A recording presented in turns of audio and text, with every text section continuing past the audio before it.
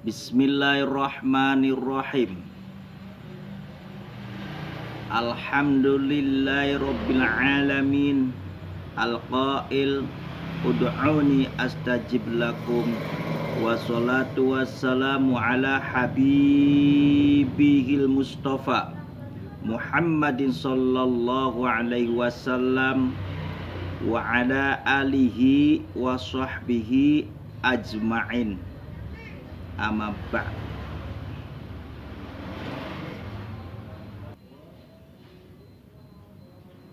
Inna aradnal amanat ala samawati wal ard wal jibal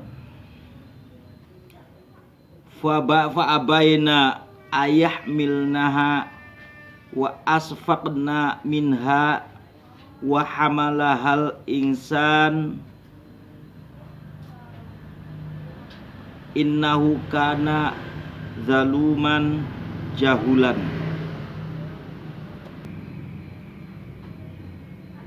Nerangaken bab tentang amanah.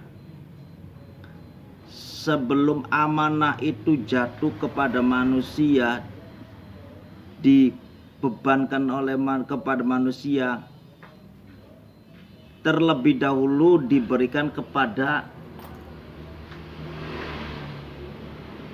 gunung, langit, dan bumi.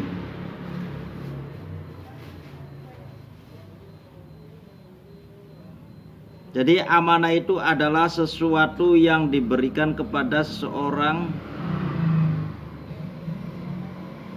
atau kepercayaan kepada orang,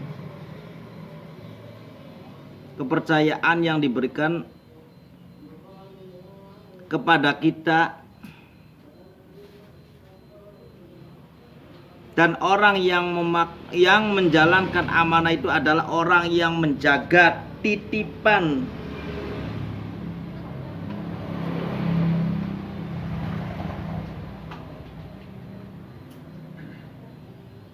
itu. Kalau titipan dari manusia, bagaimana kalau titipan dari Allah? Nah, ini banyak yang terbentur nih. Allah menitipkan sesuatu kepada kita semua, yaitu berupa akal, berupa tangan, berupa kaki, berupa mata. Untuk apa kita pergunakan? Dan bagaimana menjaganya? Kalau tujuan utama betul untuk ibadah, tapi bagaimana? Apakah sudah dilaksanakan? Apakah kita menjaganya? Fungsi dari tangan apa? Fungsi dari kaki apa? Fungsi dari mata apa? Fungsi dari mulut apa? Fungsi dari akal apa? Pernahkah kita sadari semua itu semua adalah titipan dari Allah yang harus kita jaga? Contoh tangan, apakah untuk nulis tulisan Arab, tulisan kalimat-kalimat Allah, atau untuk sedekah, atau untuk kita bekerja mendapatkan hasil, untuk diberikan jadikan nafkah? Akal untuk berpikir yang baik, untuk ngaji. Mata berkaitan dengan akal untuk melihat tulisan Al-Quran atau mengerjakan sesuatu yang baik yang menghasilkan, menjadi rezeki yang barokah. Kaki dilangkahkan buat apa? Apakah untuk ngancong? Apakah untuk ibadah? Balik lagi, itu tergantung orang yang mengemban amanatnya mau difungsikan seperti apa. Kalau difungsikan untuk yang tidak benar, otomatis orang itu akan mendapatkan azab. Apabila difungsikan untuk yang benar, untuk menjalankan syariatnya Allah, maka di situ sudah dinantikan tempat yang sangat indah, yaitu adalah jannah.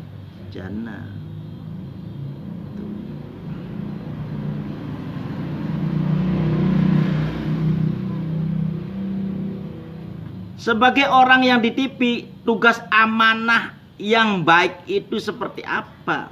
Tugas amanah yang baik itu adalah orang yang mau menjaga dan mengembalikan apa yang jadi titipannya itu baik, tidak cacat, tidak bermasalah.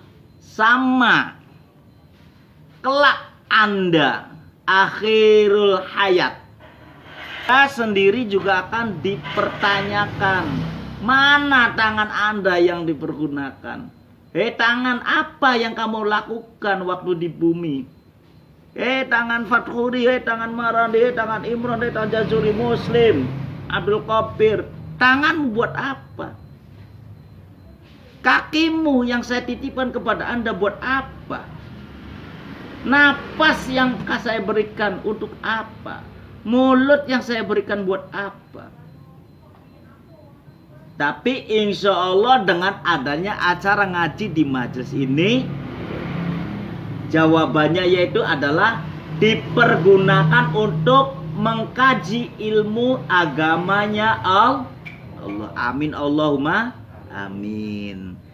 Nah, ini adalah saksi hidup. Kelak nanti Anda itu kakinya tidak bisa berjalan, mau lari-lari kemana, dan Anda nanti keringatnya Anda sendiri di waktu berhadapan dengan Allah itu akan menenggelamkan bahu Anda sampai ke ini. Itu kalau andanya tidak ada keteguhan dalam menjalankan kehidupan ini dengan cara syar'i. Karena semua apa yang diterima oleh kita waktu di dunia itu adalah titipan, amanat. Sebagai orang yang amanah, maka menjagalah apa titipan itu supaya tidak cacat, supaya tidak rusak, dan mengembalikannya dengan baik hasilnya. Maka ketahuilah bahwa yang namanya titipan itu semuanya akan diminta atau dikembalikan kepada yang punya. Apa titipannya waktu kita hidup di dunia? Wamal malu wal ahluna ila wada'i'a. Wala budda yauma ang turadda wada'i'a.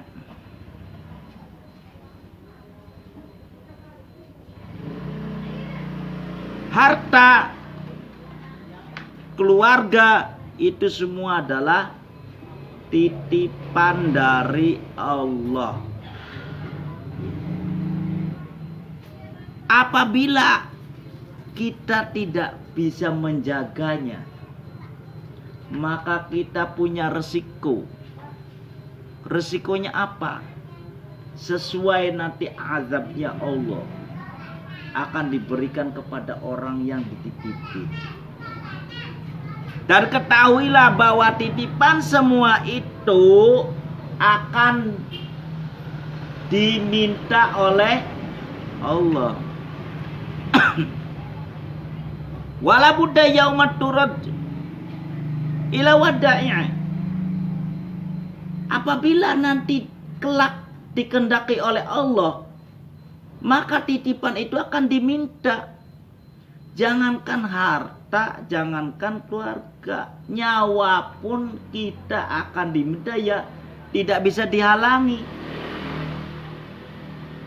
Akan lepas dari raga kita. Nah kalau kitanya enggak ingat tentang kelak, apa bekal kita? Apa sangwe kita? Apa yang sudah dipersiapkan nanti di alam kubur, nanti di akhirat? Karena prosesnya semua itu ada semuanya. Siksa kubur ada, siksa akhirat ada. Wa adzabil qabri, itu siksa kubur ada, azab kubur tuh. Pengen tahu gampang, sama saya boleh. Kepengen deleng wong bakar jagung, ada. Ada orang yang suka ngadu jago di situ disiksa, ada. Ada orang yang di situ suka main judi, seperti apa di situ siksanya seperti apa, ada. Dengan barokahnya Al-Quran, kalau Allah mengizinkan ala ya'lamu man khalaqa wa latiful khabir, kok kebuka semua, nggak ada yang put-putan di alam kubur itu. Ada yang enak dan ada yang nggak enak, sama seperti sini.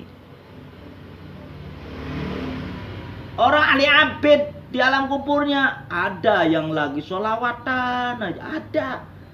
Padahal di dunia ahli sholawatan, di dalam kuburnya pun seneng sholawatan, ada yang kayak gitu. Dan nggak aneh bagi saya. Itu pun kalau Allah mengizinkan melihat siksa kubur dan orang yang enak di alam kubur itu paling gampang kalau Allah mengizinkan. Dengan barokahnya Al-Quran terbuka semua, nggak ada yang sulit. Jadi mau model siksa apa di situ ada. Orang yang doyan minum, doyan judi, doyan ngadu jago, wong tukang rentenir, itu apa tuh orang-orang yang ngeriditin uang, apa tuh lagi orang-orang ya semacam-macam yang banyak itu, ada semua di situ. Dan kalau Allah mengizinkan bisa diperlihatkan. Tapi insya Allah soak. Nanti nggak kerja lagi, nggak cari nafkah dibuat di rumah, takut. Ngeri lah. Jadi semuanya apa yang kita terima di alam dunia ini semuanya akan diminta oleh Allah dan kita pun tidak bisa menghalangi. Maka semuanya itu akan kembali kepada posisi nol. Kita nggak punya apa-apa.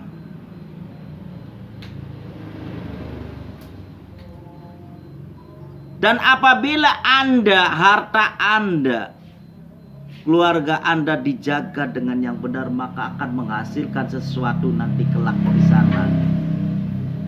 Karena semuanya umurmu dihabiskan buat apa akan ditanyakan. Hartamu yang saya berikan kepada kamu apa, untuk apa, dan dibelanjakan apa, itu akan ditanyakan. Ilmu yang saya berikan kepadamu apa itu definisinya ilmu, yaitu akal. Apa yang sudah kamu perbuat dan mana amalnya, itu semua akan dipertanyakan.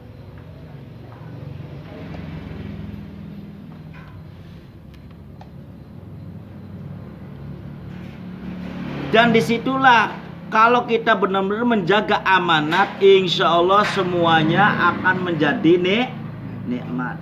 Termasuknya orang-orang yang ada di majelis ini, orang yang menjaga amanatnya Allah. Insya Allah. Wa na'imna fi jannatin na'imi muqim. Amin Allahumma amin. Itu. Karena itu yang dituju.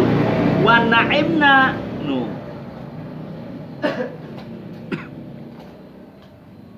Dan amanat itu sebelum diberikan kepada manusia itu sudah ditawarkan kepada langit, bumi. Di ayatnya, inna aradnal amanata ala samawati wal ard wal jibali fa abaina ayahmilnaha wa asfaqna minha wa jamalahal insanu innahu kana zaluman jahulan. Ya, balik maning nih manusia jadi goblok. Itu sudah aslinya itu sudah menawarkan amanah itu kepada langit dulu sebelum kepada manusia. Setelah ke langit ditawarkan ke bumi, dan setelah ke bumi, bumi tidak mau lagi ke gunung. Semuanya yang ditawarkan oleh Allah amanah untuk dijaga, untuk dipikul, atau dibebankan kepada langit, kepada bumi, kepada gunung, itu tidak ada yang mau. Tidak mau menerimanya karena takut tambah beban. Itu. Karena khawatirnya mereka bumi, langit dan gunung itu tidak bisa melaksanakan amanah itu sendiri. Akhirnya amanah itu diberikan oleh manusia. Dan disitulah manusia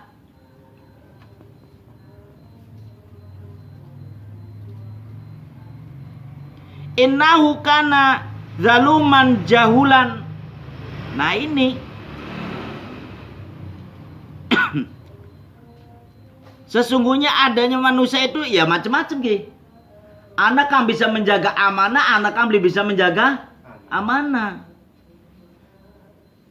Manusia tidak sama dalam menjalankan amanah. Ada yang khianat pada amanat itu, ada yang setia melaksanakan amanah itu. Dan orang yang setia menjaga amanah itu karena berdasarkan hatinya itu baik, jujur. Tidak ada harapan mengharapkan sesuatu yang macam-macam. Yang zalim adalah zalim itu selalu khianat. Itulah sifatnya orang-orang yang zalim, selalu menyepelekan di amanah itu berdasarkan apa? Dia itu kalau tidak menjaganya, pemikirannya seperti orang yang jadi orang itu tidak punya pemikiran bahwa kita ada resiko, tidak berpikir ke situ. Selalu mengabaikan, dan mereka itu tidak tegas dalam menjalankan. Apabila ketahuan mereka itu seperti orang yang tidak menginginkan pahala, tapi dia tidak mau dihukum. Pada dasarnya itu dia itu salah.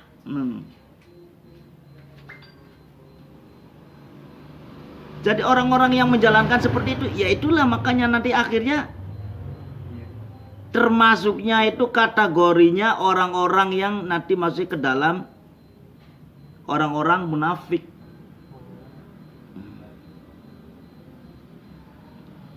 Bagi orang yang berkhianat, orang yang tidak amanah, mereka tidak sadar bahwa hidup itu bukan milik sendiri, tidak sadar.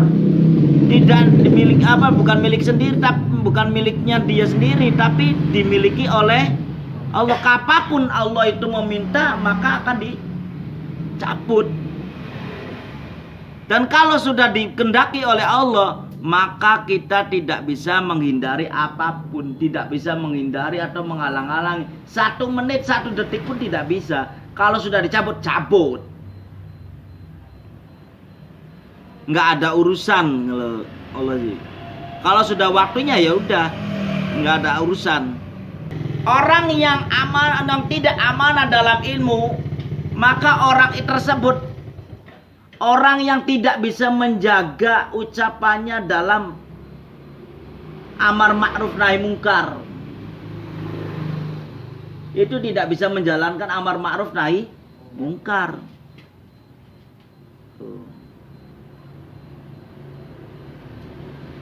Kebanyakan mereka itu hanya manfaatkan dirinya karena sudah tenar, atau nggak tahu karena ngerasa sudah pinter. Orang dianggapnya sudah bodoh, nggak ngerti apa-apa, jadi enak mengeluarkan kalimat-kalimat yang kotor atau yang menjelekkan, bikin fitnah.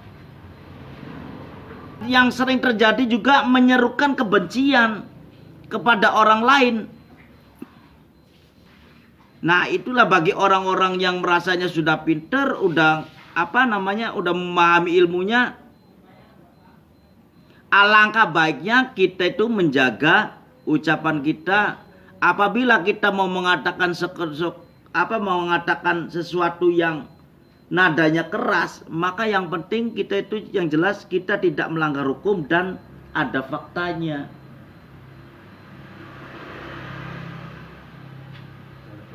Waalaikumsalam.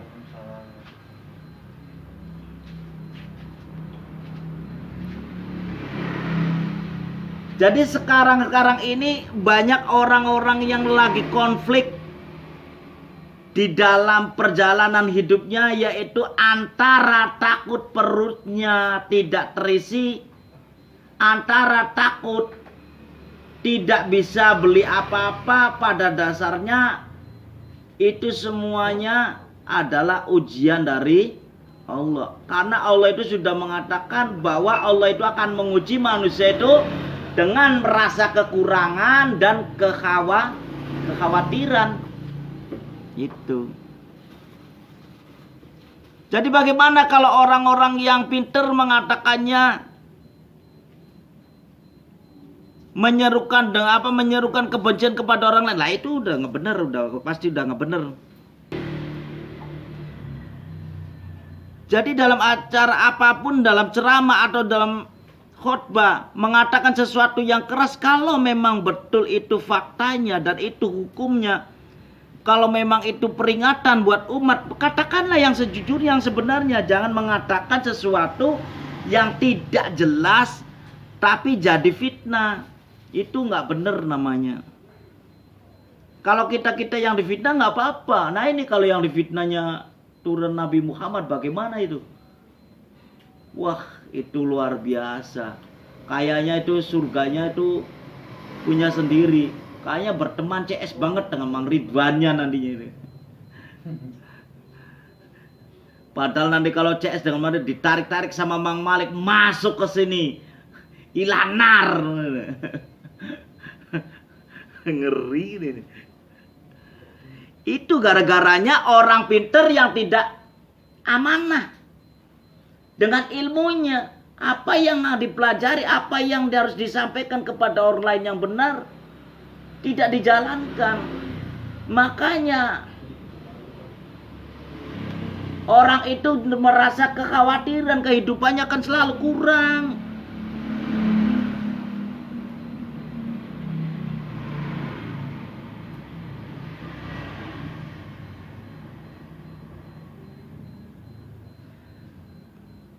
Siapapun orangnya yang mau amar ma'ruf nahi munkar itu tidak masalah. Itu bagus banget.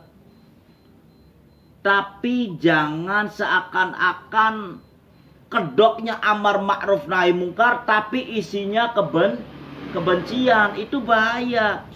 Sampai mengatakan namanya, wah itu nggak bener.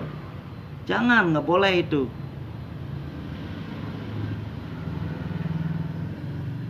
Jadi orang pinter yang punya ilmu, yang sebenarnya apabila mereka itu mengatakannya, yang seharusnya itu sesuai dengan ilmunya, yang sesuai dengan tingkahnya, tapi ini tidak sesuai antara ilmu dan tingkahnya, berarti orang itu adalah orang di luar jalur, di jalur apa? Di jalur yang benar. An Abi Hurairah radhiyallahu anna Rasulullah sallallahu alaihi wasallam qol ayatul munafiqun salasun idza hadatsa kadzaba wa idza wa'ada akhalafa wa idza atumina khana.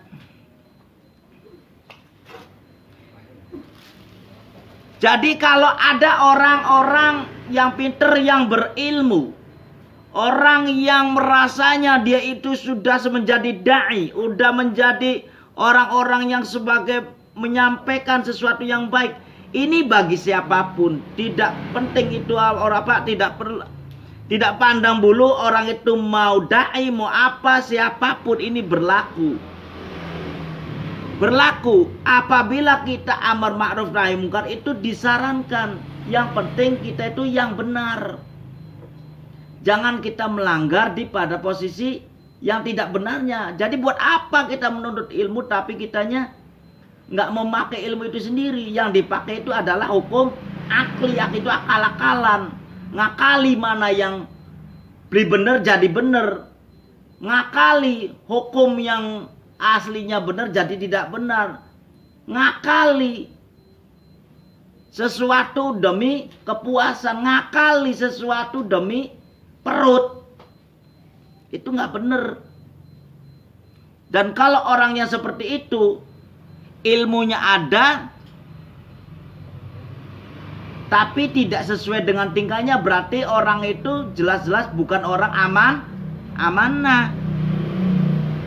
Maka orang itu sudah masuk ke dalam kategori ayatul munafiqun salasun. Berarti itu orang masuk dalam kategori alamatnya orang munafik itu 3 perkara. Idza hadatsa kadzabahu. Tanda orang munafik itu ada 3. Yang pertama, jika bicara dusta. Wa idza wa'ada akhlafa. Jika berjanji tidak menepati. Wa idza tumina khana. Dan jika dia diberi amanat, yaitu khianat. Nah itulah, maka Anda bisa menilai sendiri siapapun orang itu, orang pintar maupun orang bodoh, orang biasa, orang intelek, apakah kiai apa ulama, kalau sudah masuk kategori 3 nggak benar. Itu aja, udah nggak benar. Itu udah dipastikan udah nggak benar.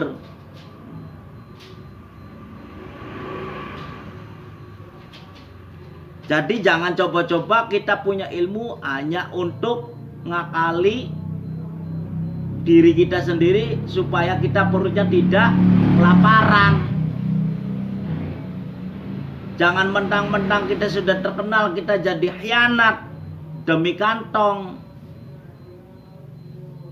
Kantongnya nggak rata, sakurata. Bahasa Jepangnya sakurata ya?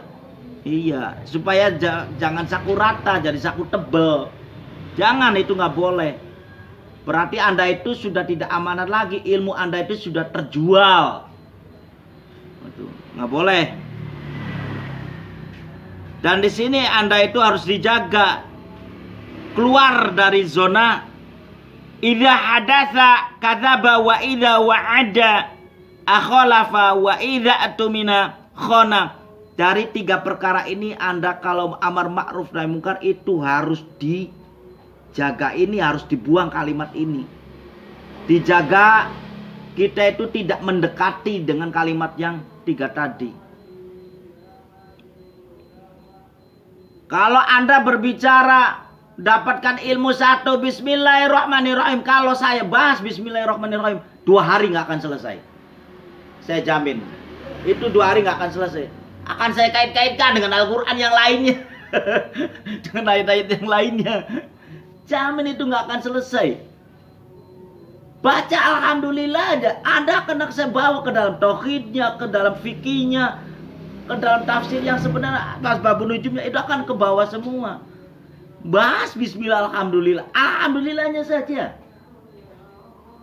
Itu masuknya wah jauh banget itu. Tapi sekarang itu banyak kan orang mempermudah. Entah kenapa, apakah karena pengetahuannya cetek gitu, sedikit banget, atau karena nggak mau menafsirkan yang lainnya gitu. Nah yang jelas, kita semua intinya kalau ingin menjadi orang yang amanah, maka jagalah apa yang jadi titipan Allah. Kelak nanti kita setelah mati maka akan dipertanyakan. Apabila kita tidak bisa menjaganya, maka kita akan mendapatkan siksa. Apabila amanat itu benar-benar kita jaga sebagai orang amanat, yang baik adalah mengembalikan titipan kepada Allah atau kepada siapapun, dijaga dengan yang benar dan tidak cacat. Itu. Dan itu perlu diketahui, semuanya amanat itu akan balik lagi kepada yang punya. Kita hanya bisa menjaga, dan apabila dikerjakan akan mendapat pahala dengan yang benar. Apabila dikerjakannya salah, maka kita pun akan mendapatkan dosa atau kita mendapatkan teguran. Kalau kita dititipin oleh orang lain ya otomatis kita akan mendapatkan teguran, dimarahin karena barangnya cacat. Mungkin bisa jadi nanti diminta pertanggungjawaban, yaitu adalah ganti rugi barang. Mending lagi anak duit, langgan duit puyeng. Kalau orang yang mau melakukan amanat itu adalah orang yang baik, orang yang jujur, yang setia pada perintah titipan itu. Dan insya Allah kita yang ada di sini adalah orang-orang yang baik, yang menerima dan bisa mengemban tugas titipan dari Allah, yaitu berupa seluruh tubuh kita, seluruh harta kita, seluruh keluarga kita. Itulah amanah yang dari Allah yang akan diminta balik lagi. Dan yang terakhir, tolong dijaga, jauhkan dari 3 kalimat ini. Idza hadatsa kadzaba wa idza wa'ada khalafa wa idza tumina khana. Itu yang harus dijaga. Kita jauhkanlah dari jika berbicara dusta. Jauhkanlah jika kalian berjanji itu tidak mendapati. Jauhkanlah kalian jika kalian diberi amanat itu khianat. Itu semuanya harus dijauhkan. Jalankan apa adanya, biniyatil ikhlas wal ridha. Alhamdulillahi rabbil alamin.